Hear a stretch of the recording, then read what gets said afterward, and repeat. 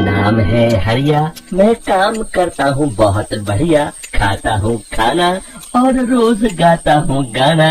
अरे यार, आज तो बहुत देर हो गई। इस खतरनाक जंगल को देखकर तो मेरे हाथ पैर ठंडे हो गए हैं। अगर मैं वक्त पर गांव नहीं पहुंचा तो मालिक बहुत नाराज हो जाएंगे। तभी हरिया को एक आवाज सुनाई देती है। सुनिए हरि जी। अरे, ये आवाज किसने दी? तभी हरिया को सामने कुछ दूर एक औरत खड़ी दिखाई देती है। अरे भाई, ये औरत अकेली इतनी रात को इस जंगल में क्या कर रही है? चलकर पूछना पड़ेगा। फिर हरिया अपनी बैलगाड़ी उस औरत के सामने लाकर रोक देता है और उससे पूछता है। अरे सुनिए, आप इतनी रात को इस खतरनाक जंगल में अकेली क्या कर रही हैं? तभी वो औरत मीठी आवाज में कहती है, अरे हरि जी, आप आ गए। मैं कब से आपका इंतजार कर रही थी। वैसे तो यहाँ से काफी लोग गुजर चुके हैं, लेकिन मैं खास आपका इंतजार कर रही थी। अच्छा, तुम सच कह रही हो? मुझे तो यकीन नहीं हो रहा है। वो क्या है ना, आज तक किसी ने मुझसे इतने प्यार से बात नहीं की। हाँ हाँ हरि जी, मैं सच कह रही हूँ। अब देर मत करिए और जल्दी से मुझे मेरे घर तक छोड़ दीजिए। हाँ हाँ, कौन सी बड़ी बात है, अभी छोड़ देता हूँ। आप मेरे पीछे बैलगाड़ी में बैठ जाइए और मुझे रास्ता बताते चलिए। फिर वो औरत हरिया की बैलगाड़ी में बैठ जाती है और हरिया बैलगाड़ी हाँकता हुआ आगे चल पड़ता है। फिर उस औरत के बताए हुए रास्ते पर चलते चलते हरिया बैलगाड़ी लेकर एक काली गुफा के आगे आकर रुक जाता है। हरिया उस औरत से पूछता है, हाँ देवी जी, आपका घर कहाँ है? यहाँ तो गुफा के अलावा और कुछ नहीं है।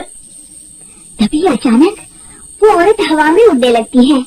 देखते ही देखते उसका सुंदर रूप एक डरावनी चुड़ैल में बदल जाता है और वो जोर जोर से हंसती है। अरे तुम बेवकूफ निकला। तो बड़ी आसानी से मेरी बातों में आ गया।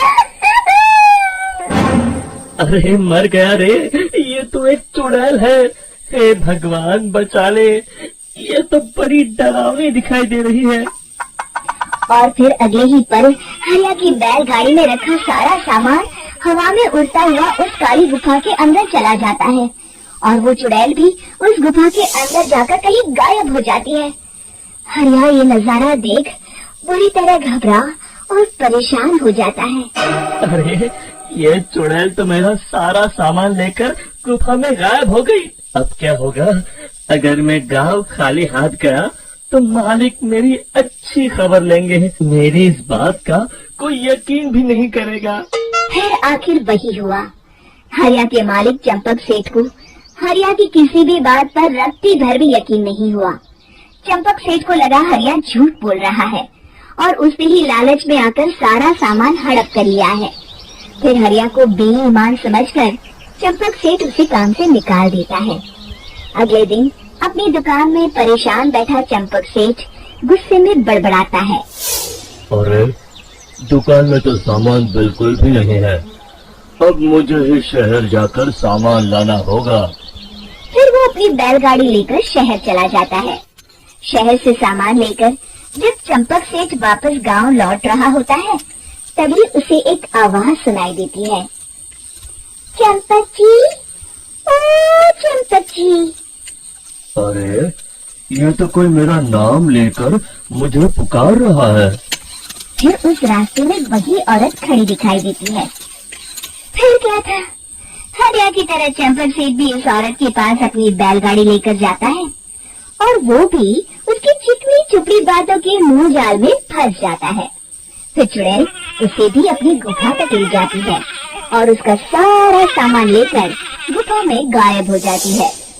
बेचारा चंपक सेठ लाचार होकर खाली हाथ गांव लौट आता है। फिर ये उस जंगल में रोज की बात हो जाती है। जो कोई भी शहर से कुछ लेकर गांव की तरफ लौटता, वो चुड़ैल उसे बेवकूफ बनाकर उसका सारा सामान लेकर गुफा में गायब हो जाती। एक दिन हरिया एक लकड़हारे को उसी जंगल की तरफ जाते हुए देखता है। फिर हरिया उसे रोकते हुए कहता है, अरे भाई, क्यों अपनी मौत को दावत दे रहे हो? मेरी बात मानो, आगे जंगल में मत जाओ, वहाँ एक बड़ी भयानक चुड़ैल रहती है। लकड़हारा हरिया की बातों को नजरअंदाज करते हुए कहता है, अरे भाई, मुझे पहले ही बहुत देर हो चुकी है, मुझे जाने दो भाई। शाम तक लकड़ियाँ काट कर शहर के बाजार में बेचना है। तुम अपनी ये कहानी किसी फुर्सत में बैठे इंसान को सुनाओ, मैं तो चला। इतना कहकर लकड़हारा वहाँ से आगे जंगल की तरफ चला जाता है। फिर अगले दिन गांव के मुखिया के घर के बाहर बहुत सारे लोग जमा हो जाते हैं। तभी हाथ में कुल्हाड़ी लिए खड़ा लकड़हारा कहता है, अरे मुखिया जी, अब आप ही हमें बचाइए उस जंगल वाले चुड़ैल से। हमारा सारा काम तो शहर से ही होता है। अरे मुखिया जी, उस चुड़ैल की वजह से तो मैं पूरी तरह बर्बाद हो गया हूँ। हम सबको मिलकर उस चुड़ैल का कोई इलाज करना पड़ेगा। तभी भीड़ में खड़ा वीरा कहता है, आप लोग चिंता मत करिए, कल से वो चुड़ैल किसी को नहीं लूट पाएगी। मेरे पास एक बहुत अच्छी तरकीब है। तभी चंपक सेठ उसका मजाक उड़ाते हुए कहता है, अरे तेरा नाम वीरा है तो क्या हुआ? तूने अभी उस चुड़ैल को देखा नहीं है? जाकर अपना काम कर, बड़ा आया। तब मुखिया जी कहते हैं, नहीं चंपक सेठ, मुझे लगता है हमें इस लड़के को एक मौका देना चाहिए। फिर सभी गांव वाले मुखिया जी की बातों से सहमत हो जाते हैं और वीरा शाम को एक बैलगाड़ी में कुछ सामान लाद कर उस जंगल की ओर चल देता है। वीरा, ओ वीरा, कहाँ जा रहा है? तभी वीरा मुड़ के देखता है, वही चुड़ैल एक औरत के रूप में खड़ी है। अरे बहन जी, मैं आपको ही ढूंढ रहा था। देखिए, मैं आपके लिए क्या लाया हूँ। अरे वाह, तो खुद मेरे लिए इतना सामान लाया है। तू ही अकेला गाँव में समझदार है। जरा देखो, मैं भी खोल के बड़ी भूख लगी।